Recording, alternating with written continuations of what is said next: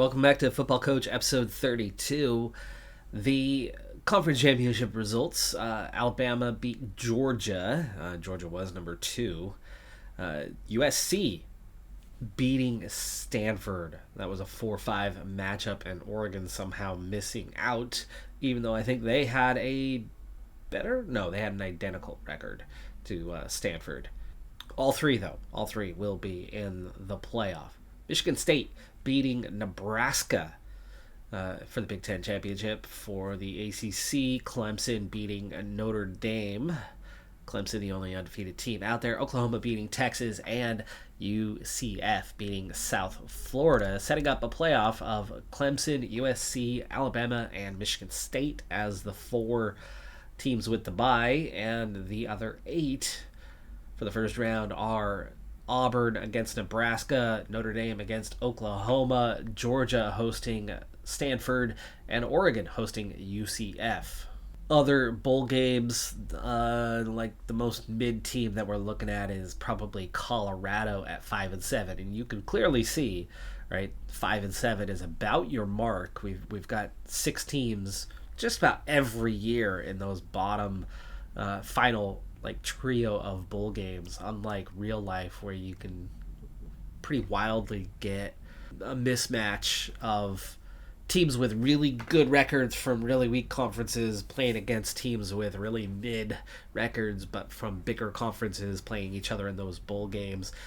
And then a lot of those mid teams would absolutely dominate those games, or they end up with a lot of players walking because they had a mid-year and opting out of bowl games, and then ugly messes. You can see some real blowouts in IRL. Kind of like this system better, where you've got a lot of 7-5 teams matched up with 7-5 teams. This being about the biggest exception right here, with an 8-4 matched up with a 6-6. But we're only a couple wins away from making a bowl game, and I've been trying to check in and prepare myself for that next phase that we seem to be entering into. Whether we can maintain it, I don't know. We've got a senior quarterback who's graduating. That's going to be big shoes to fill, and we definitely are not filling them at this moment. Therefore, we are going to be in need of a transfer quarterback. That's going to be one of the big things that we try to do in this later phase of recruiting. But anyway, what it takes to make a bowl game clearly is a 5-7 record. We were in position to possibly come away with 5 wins, but it was unlikely that we were going to win all 5 of those. We have weak coaching. We're playing on a difficulty level where it's just, we have to be better than others to do the same thing as others. It's a grind. It's a real grind. There's a reason why we're still struggling after 9 seasons, and I've made mistakes here and there, and I've definitely learned mechanics here and there and got better with things. The recruiting certainly picked up significantly after the first few seasons, and we've really seen the fruits of that labor with a better and better consistent roster now for the last few years. That took time to build and get there. We're still doing it with that same 1-star prestige program. We're still doing it with the same available pool of recruits out there that we are not magically recruiting better at. Yes, we are stealing a recruit here and there, and yes, this season we have made a big effort, a big push to start taking on those battles and trying to win them, and not just catching some afterthought guy that somebody else vaguely made a tiny effort on but really wasn't committed to. We've won those kind of battles before. We go all in and they barely gave an effort and we would barely be able to beat them. We've built up some of the facilities and whatnot that give us a little bit better grade, that allow us to recruit a little bit more effectively. We've also put a little bit of points into recruitment wise for those coaches that, they haven't developed much, but they've developed some. And you stack those things up and we're trying to be competitive right now. But while we've done okay with that, and we might actually get a couple of these guys, which is, of course, a great sign for long term, there's no massive difference there. Majority of our roster construction will be what we've had for the last few years. We should consistently be able to put a pretty good team out there. We are not going to be that gutter team ever again. We really shouldn't. We're never going to be in a phase where we're going to graduate a ton of guys all at the exact same time. I'm not going to just simply stack the deck for 1 year to go win 4 games or, 5 so we can make a bowl game and then lose or maybe win and get a big prestige bonus 1 year to then be utter garbage and be 0-12 the next year because we completely stack the deck in one way. No, we have to be consistent. We're going to have to consistently win that 2 or more games every year.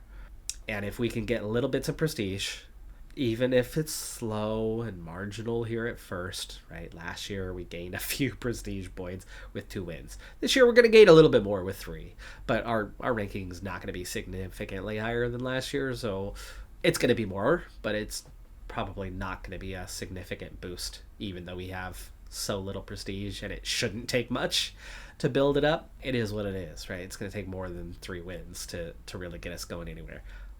But even though we are at the moment just getting the incremental gains, even with just a few wins in a season, that is going to have a positive impact on the coaching staff, on the athletic director, and it's going to add some program stability. It's going to help develop the coaches faster, which means we can finally start putting points into their play calling as well. So those bonuses come up so they're not hurting us as much, so that the same competitive team that we can put on the field can then start to get us 4 and 5 wins instead of 2 and 3 wins. And then you get that ball rolling, and then we're looking at prestige 2. More NIL money, another booster, more money. Then we can turn around and get back into, hey, the university attributes are growing once again. Right now we only have that little bit of extra funds. Like, at least we're not losing money. We are coming out ahead. We are able to still invest a little bit each year, but you hit that prestige 2, and then we'll be back to having a larger pool of resources and be able to build up a little bit faster. And those coaches should be leveling up in the meantime. So consistently now getting even just 2 or 3 wins a year is the next phase. We're not mid-table yet. We're not there. It's going to take a lot longer to make that happen. But once we get that ball rolling on, even if it's incremental progress, once we hit that prestige 2, things should start to take off a little bit faster.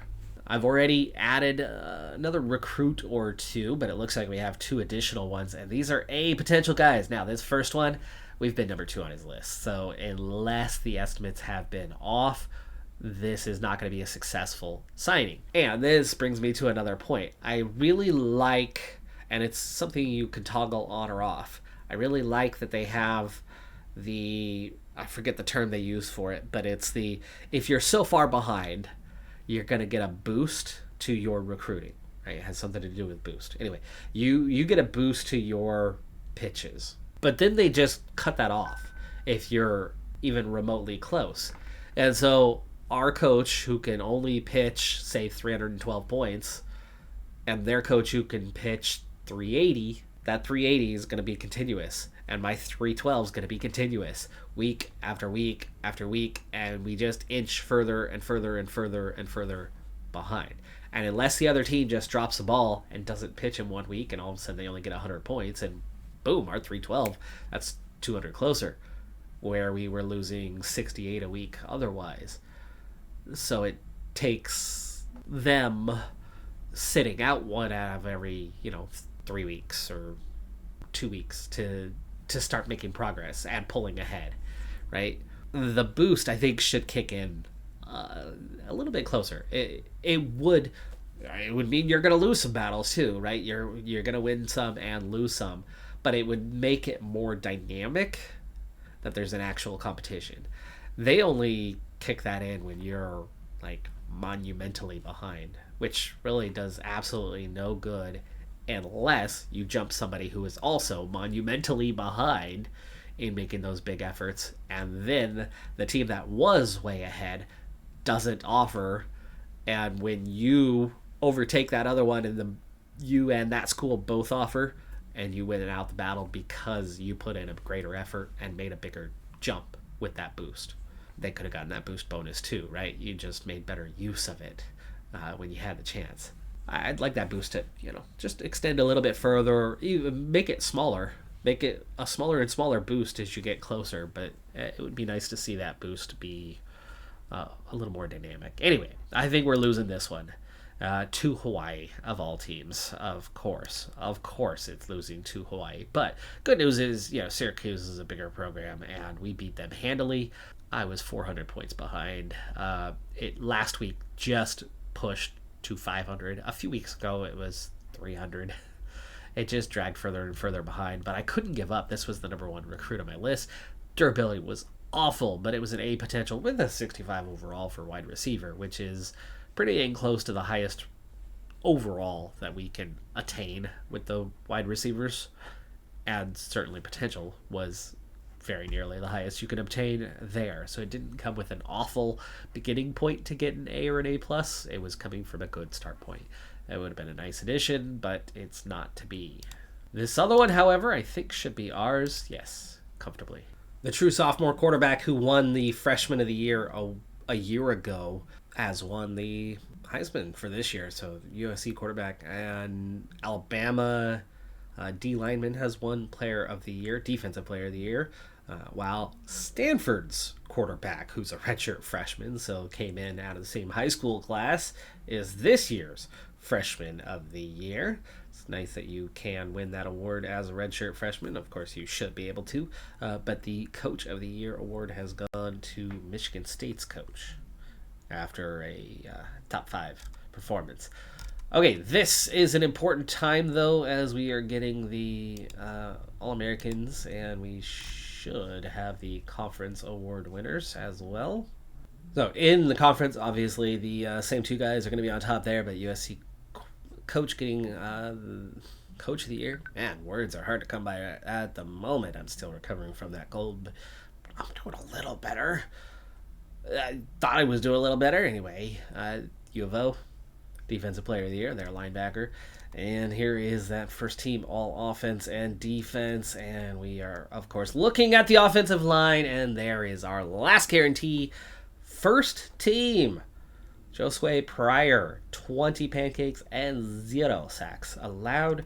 Very much better than the others around him, all but Fletcher for USC, the redshirt junior there, who's a little bit weaker overall, but his run blocking is phenomenal. His pass blocking is good. 23 pancakes and not a sack given up.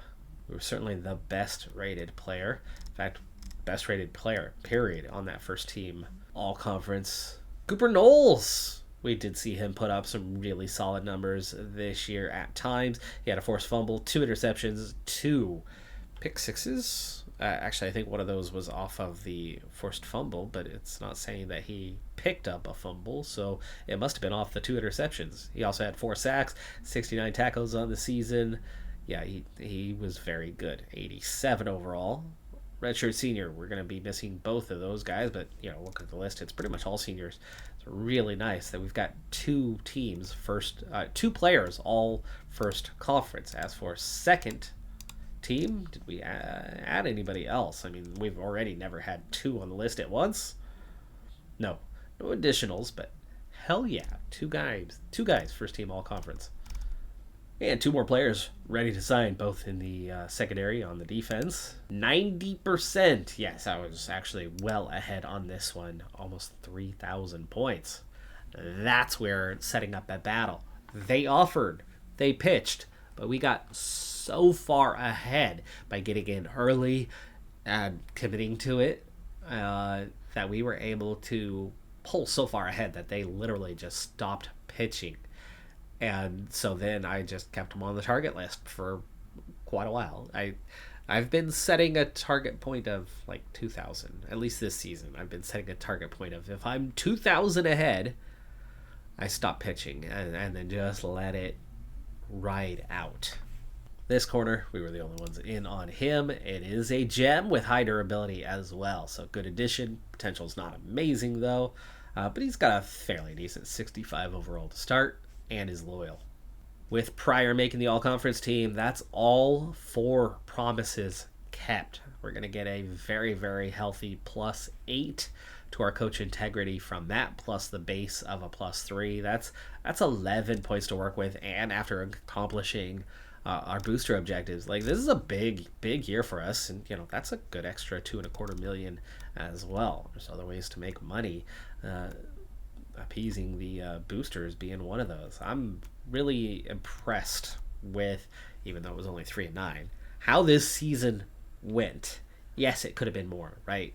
Like, we could have won all 5 of our easier games instead of 3 out of 5. That would have helped. We could have actually completed one of those upsets because we went to overtime and lost twice. We had, 2 more or 1 more incredibly close loss to good teams, right? You had the 5 easier games, and then you had the 7 harder games, and only 2 of those were going to be like impossibly hard. And I think we were very, very, very close to winning 3 or 4 out of the not easy 5. We could have, snagged one of those. I think 3 out of 5 is probably good for the winnable games with our coaching staff right now. Give them another couple years of this, and play calling is going to improve, right? That investment is very much coming as they start piling in some XP. But you win 3 out of 5 and one of those, then we're looking at 4 wins. We're looking at a bigger prestige boost. We're looking at a bigger comeback from, they were that close. That's the only disappointing part, is that final record's not 4-8. That is the only disappointing part of this season. So I think they should have come out 4-8. Couldn't have been any closer. Anyway, things are going well on the recruiting front for this season. This is a much better year than how last year just made me nervous, and it seemed to make a lot of you nervous too. There were a lot of comments on that last season, and of course that I'm ahead on recording, and even with being sick and not being as far ahead now, I'm still ahead on recording a bit, and I've still managed to get a little bit of recording in this week, a few episodes. The frustration was not just felt by me, it was definitely felt by a lot of you, enough so that a couple were just like, oh my gosh, let's abandon the series, it's too much of a grind. No. We are very much making progress. We are absolutely out of the gutter, and we are never going back to that gutter.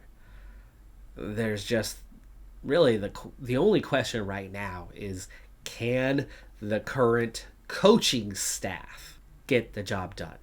Can we earn them enough XP to start leveling up consistently, to then get the extra badges that will make a difference on the field, in recruiting, in development, to make the play calling better, those things?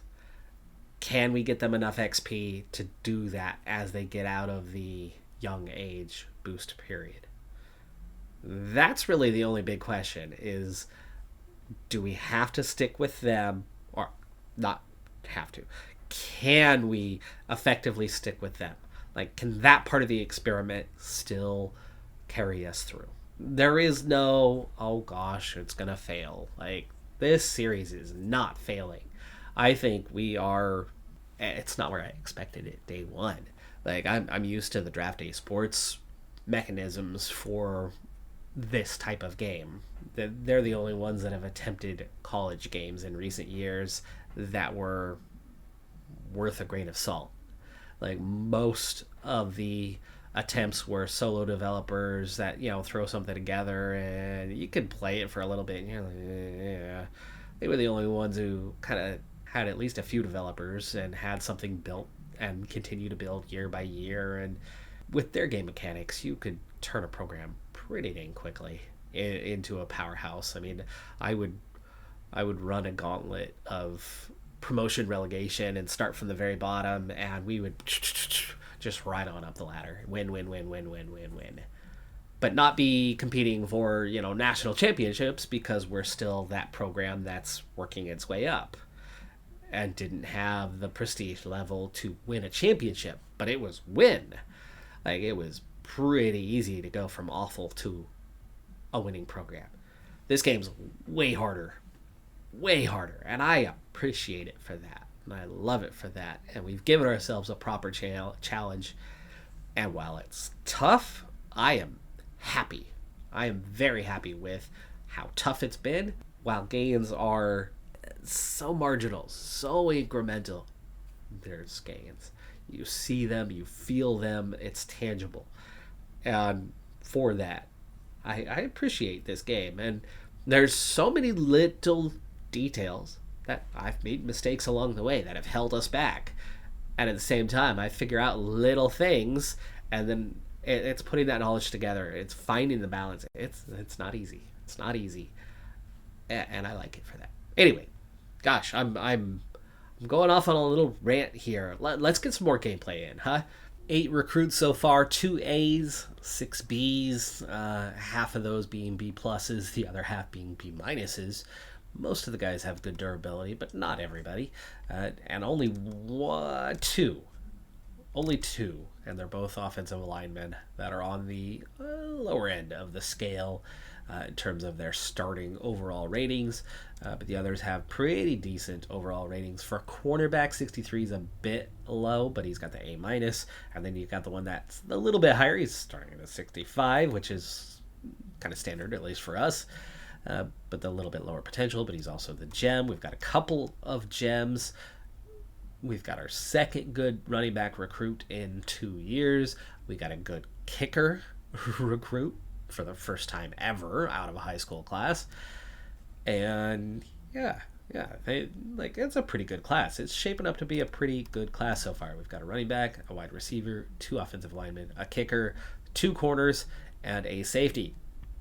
And we have spent $400K in NIL money. We still have the vast majority to play with. But this year, I'm trying to use it a little more effectively in battle situations where we can take a close one and turn it into a win.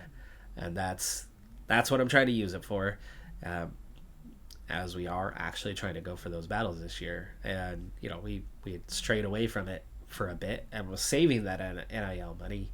And it's nice to save it, but it's also nice to get the right guys coming in.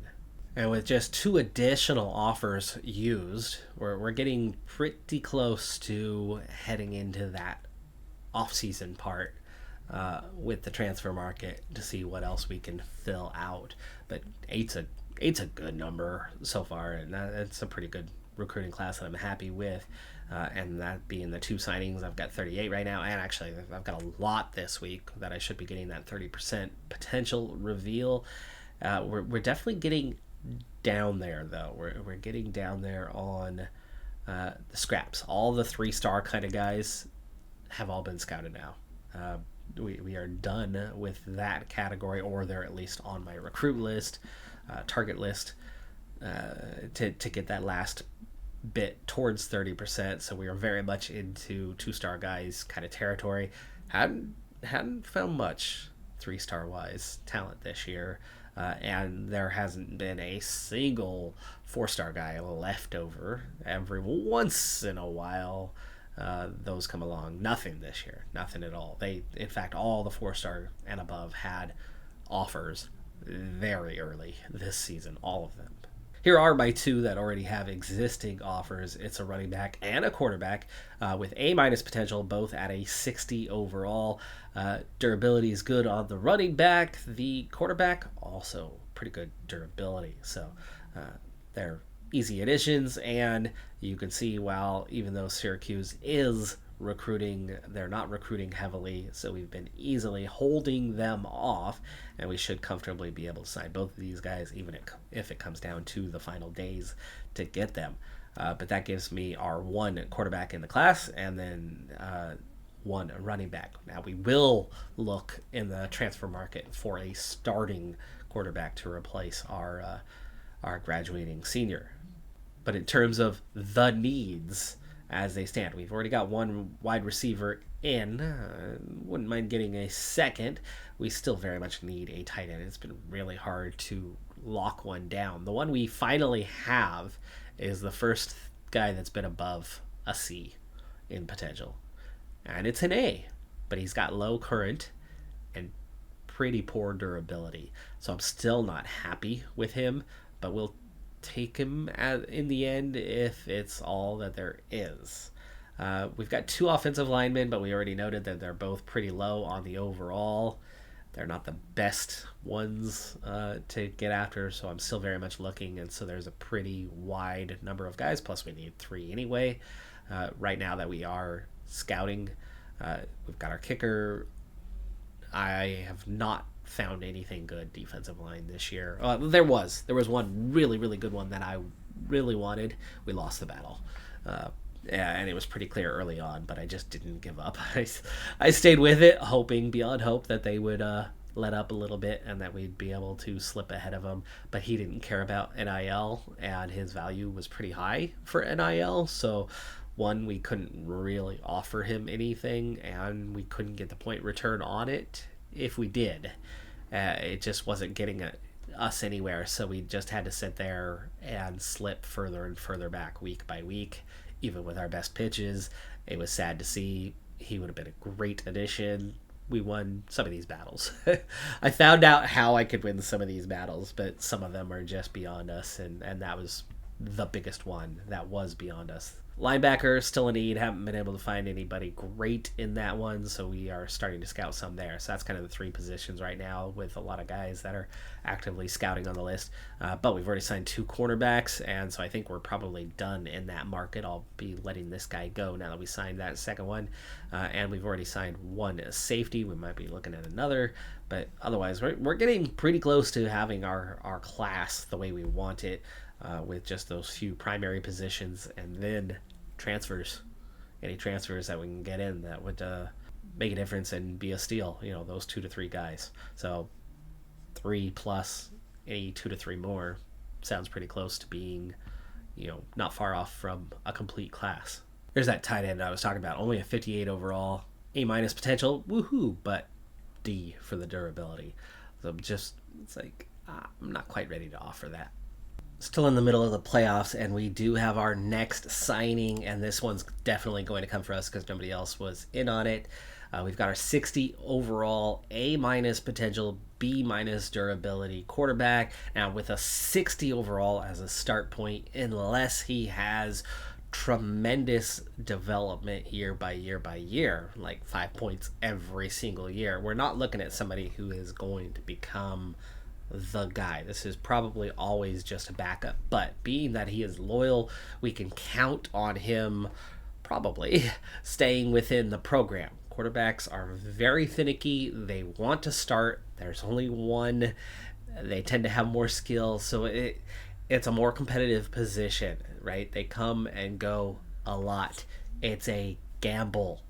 That being said, we're going to be in the transfer market this year looking for a new starter. And because the transfer market is always full of good quarterbacks, I think just having somebody that we can count on staying in the system, or at least hopefully staying in the system and not abandoning us at some point, just helps keep your options there, right? Maybe as a junior or senior, he could be good enough and could start for us. This is very much more of that long shot maybe kind of guy. But it's good to have that fallback because that we can't always count on that transfer market on coming through for us for the position. However, just knowing what you need, knowing the system, I feel pretty confident that the days of a 73 to 75-ish quarterback who's a redshirt sophomore being our starter, I think those are behind us. I do think those are behind us. Now, that's not to say that we won't have somebody in the more like 76 to 78 range who's a redshirt sophomore or junior coming in to take over the program. Yeah, that's actually kind of what I expect for the next year. But I think we've already gone through, 3 times now that we've had to deal with somebody in that 73, 75 redshirt sophomore kind of range. I don't think that we have to deal with that anymore. I think one of the smartest moves that I made this year, and it's not something that I just started doing this year. I was already doing it, but I actively was focused on it, was avoiding not for the entire season, but avoiding, for the first half of the season, this type of player. The type of player that had zero competition whatsoever, that nobody else was going for. Because if I want them, I can sign them. Period. The end. All I have to do is scout them. Now, obviously, 30%'s that, the first and the biggest and most important one on that. They've got to have some potential and at least some overall, and you've got a fairly good idea of the overall by 30%, though it still fluctuates a bit. 60% then becomes really important on the durability. You have time to lock that down. But by putting these guys on your board, what you're doing is you're taking away from your ability to pitch others. And even though I don't pitch them, they still get on the board. They still clog the board up. And I find that this guy's got potential. Like a 57 overall B plus linebacker is never somebody that I'm going to offer early to. He doesn't have a high enough overall rating. And he's in the B range. Even though it's a B plus, it's good, and there's a good chance that this one could end up being a signing for us. Like, we could legitimately give him an offer. He's certainly in the running for that, if the durability matches, and we don't know that yet, and that'll come later. But it's really not something that's going to be important until a signing day type acquisition. And there's so much time that goes by until you get to that point that I will easily get him to 100% later on. Now, that search for that best high school hidden gem that nobody else is after, it's a project that I used to start too early. I'd pick them up as they come along in kind of their ranking position. If I've already looked at the 185th best and he's the 200th best, if they're both, say, the same position, right? I'm just used to go down those recruit rankings to find that next guy. Not paying attention so much to this. In fact, I was kind of looking for it earlier on, going, yay, it's somebody we can recruit. But now that we've figured out how accessible they are, and that I don't need to take them until signing day. I don't have to put an offer in early. I don't have to bother. I can sit. I can wait. But if I'm going to sit and wait, wasting one of my 40 recruit slots on that early in the season. That's the key. Early in the season. I didn't this year take really any of those except for a couple. There was a couple in the recommended targets list that I took from day one, maybe. I don't know. There was a couple maybe bigger 3-star ones that I think I kind of was like, okay, well, it's 3 stars. Like, we'll check it out, see if they're worthwhile. But I certainly didn't go anywhere near any 2-star ones until well past the midway point of the season. And now they're coming in and, they're the same targets they would have been otherwise. And there was absolutely no competition. What that allowed me to do during the first half of the season was really focus on the competition, on the battle. And that's been the focus of this episode, right? Is the battle. Can we be competitive yet in the battle? Like, the only way before, and I said this earlier in the episode, was like if somebody really just had them on the edge of their list. They weren't targeting them hard. They would pitch them every once in a while, but they weren't pitching them consistently. That was the only way we could compete. This is the year where I'm really testing that out. Can we be competitive in a battle? Obviously, many battles we're not going to be. But before I just assumed it was 100%, we're not going to be. If I can find we can be competitive in the occasional battle, get in it, get after it, and get a few recruits that way. Better recruits that way.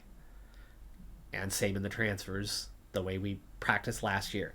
If we could get 3 of this group and 3 of that group, or 2 of that group and 2 of this group, 4 bigger, better recruits, when we're already recruiting in an efficient way over the last few years, right? Piece that all together, and that revolving door of having that competitive team that I was talking about that can win 2 to 3 to 4 games every year, to get the coaches to get the XP, to level up, to improve their play calling, to get us another win a year, to improve their recruiting, to be more competitive, to turn 2 or 3 into 3 or 4, 2, 4 or 5, to get the prestige, right? The wins get to 4 or 5, the prestige comes up, the money comes in. Like, it all just, it snowballs on itself. It just adds another layer, another layer, another layer. You have to just like take an ice pick and pick away at it. You just gotta take a little bit at a time, and this is another way to do that. And I'm really glad that I made the decision to do that this year, because I am seeing the benefit of it, the fruits of that labor. We're at 9 commits right now, just the 10 offers out there, so we're heading in. Like, let's get to the end of the playoffs. And so we do head into national championship week. Auburn held off Nebraska, Notre Dame, Oklahoma, Georgia beat Stanford, and Oregon beat UCF. All the home teams getting the wins there. Then we head into the quarterfinals, neutral territory where it's anybody's game. Auburn beats number 1 Clemson, the number 1 team in the nation, the only undefeated team, gets eliminated by the 8 seed. Michigan State crushes Notre Dame. Alabama beating Georgia in overtime, stopping any chance of a repeat national champion. And Oregon comes up 2 points short against USC, the team that was undefeated until they played the week before they played us. It wasn't us that made them lose. We were the rebound where they started winning again. And they are definitely winning since. But it's Michigan State beating Auburn, and it's Alabama with the field goal victory over USC, setting up a 3-4 matchup for the national championship between the old horse, who is there regularly but not for a little while, Alabama, and Michigan State. Boy, I couldn't tell you. I mean, obviously, Michigan State is a team that comes and goes in waves. As my memory serves, modern era. Okay, they occasionally are a top 10. They are, on rare occasion, a top 5 kind of program. They are legit contenders every once in a while. But unlike the other team in the state of Michigan, they are rarely, and they are certainly without consistency, competing at the highest level. Memory serves me correctly, I don't remember them playing for a national championship at any stage in the modern era. And after beating Michigan State 38-21, it's Alabama who is crowned this year's national champion, back into their winning ways. And our final ranking for the year, even though we added a win compared to last year, only goes up 2 spots, even though we had solid numbers throughout the year and another win. It was not as easy it was an easier schedule, though, I guess you can say. Yeah, it was an easier schedule than a year ago. We had more home games, we had more winnable games on the calendar.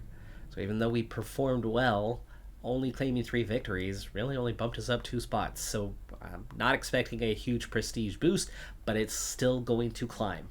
It is going to climb. We've got to start maintaining at least a couple of wins.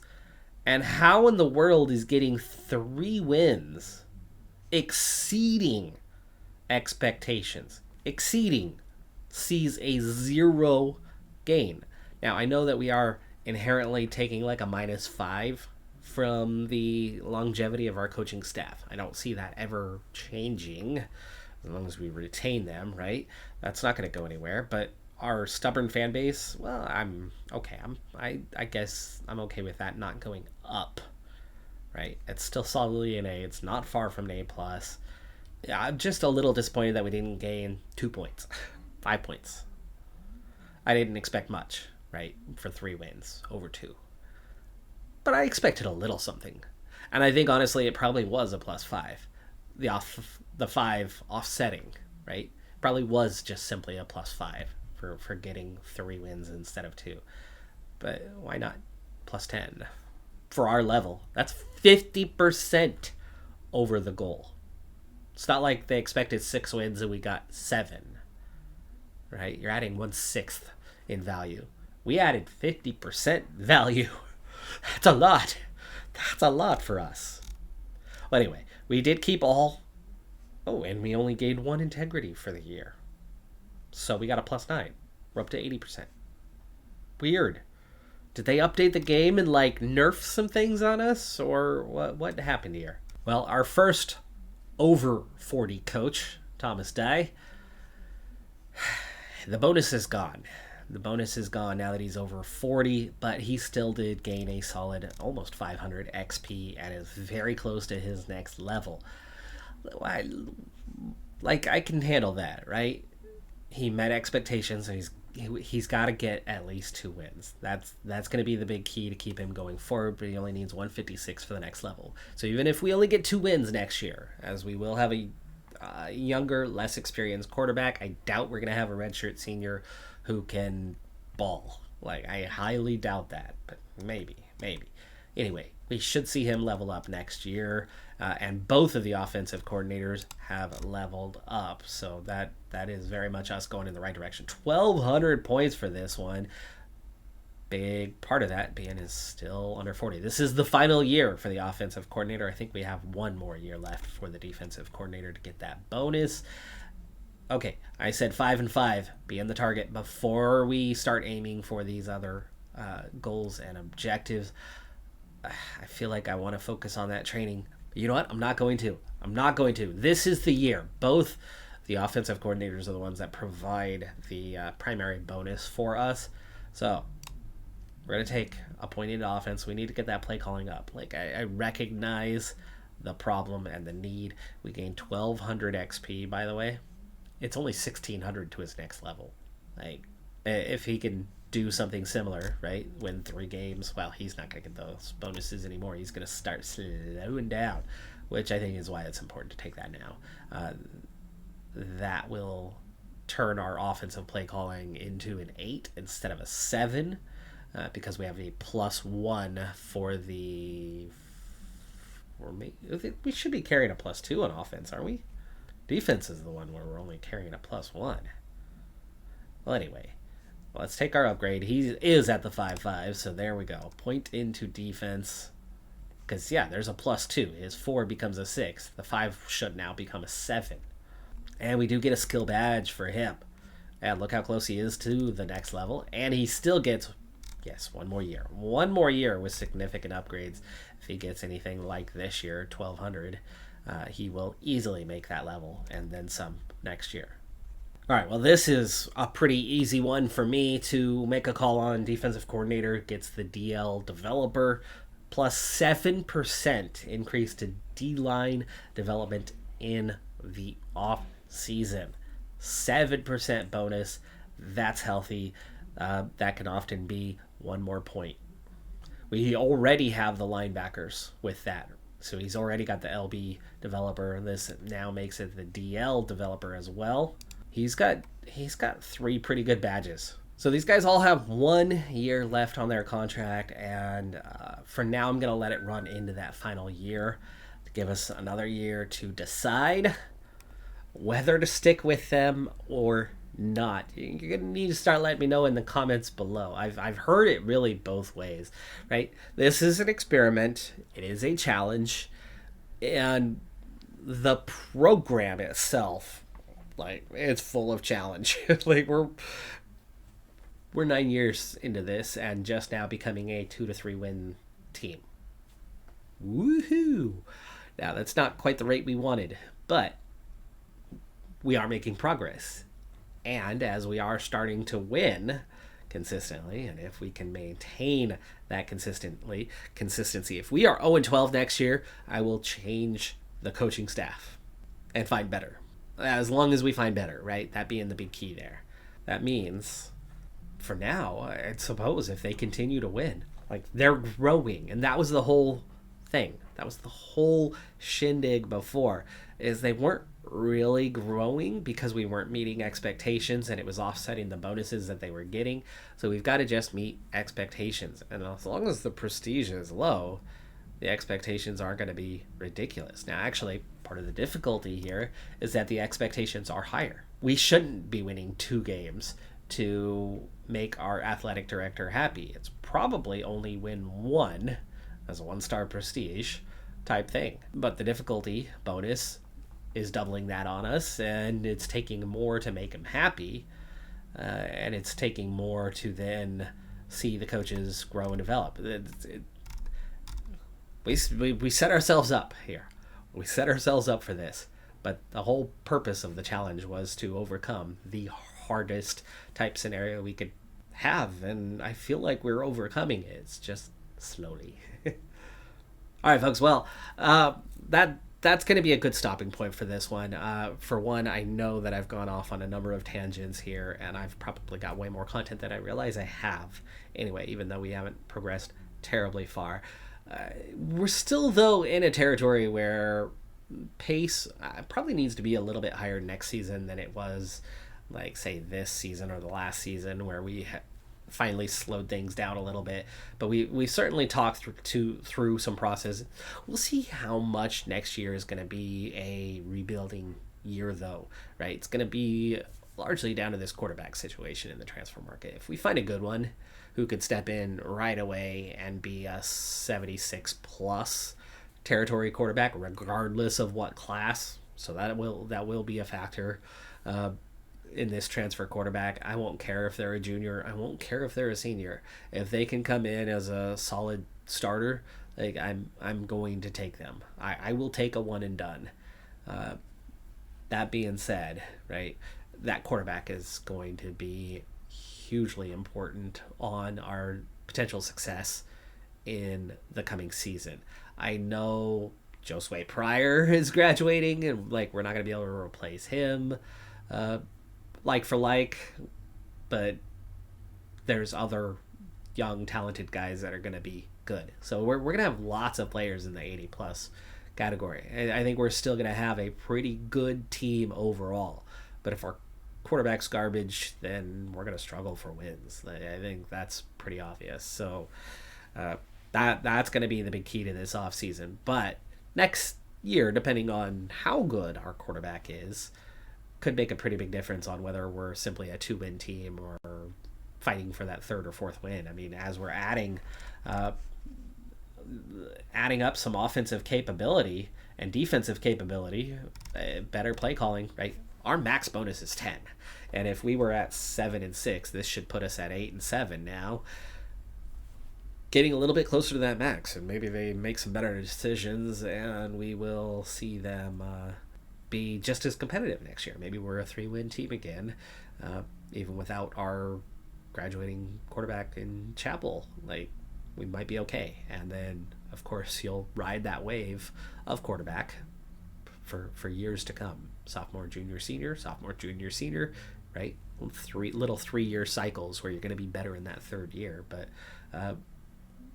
I don't think we need to stack the deck. I think we need to revolve and keep that 2 to 3 win thing going, because it will see us get out of the 1-star prestige at some point and make the other things happen. Here I go tangent again. That's going to do it for this episode. I'm Decathlon Gamer. Like, comment, subscribe, and I'll see you next time. Have a good one. Be safe out there. Bye for now.